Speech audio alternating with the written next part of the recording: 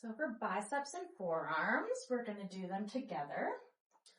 So we're going to start with our sliding cups to introduce, or we can do our popping cupping or flash cupping.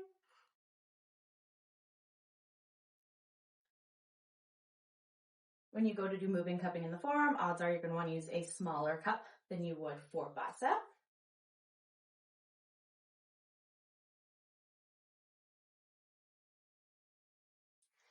Now, once we've warmed up the bicep here, we can place a stationary cup near the elbow, and we can take them into a nice stretch. So just taking them into elbow extension.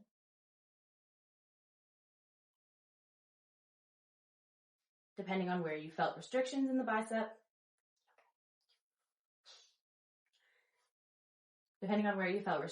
bicep, that will determine where you place your cup. Now going into forearms. We can start with our moving cupping. Again, now that we're working on the limbs, we're going to make sure that we are going towards the heart so that we don't have blood pooling in the hand. You can also have their arm completely on the table so that you don't have to brace in midair. And we can do that for forearm flexors and extensors. Now that we have warmed up, we're going to do some stationary cups. A good place for stationary cups on the forearm is right on those flexor and extensor tendons. So we can place one cup on the extensor tendon, roll them over, and we can Frankenstein their elbow by putting one on the extensor and one on the flexor at the same time. And then we can take them into a little bit of a stretch.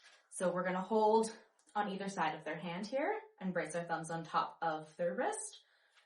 And we can bring that arm up. And we're going to take them into forearm flexion. And we can flip over and take them into extension. Depending on where you felt restrictions in the tissue, you could also have a cup right in the belly of those forearm flexors and then take them into extension to stretch out the tissue. And same applies for extensors. You can place one right around the belly and then take them into flexion.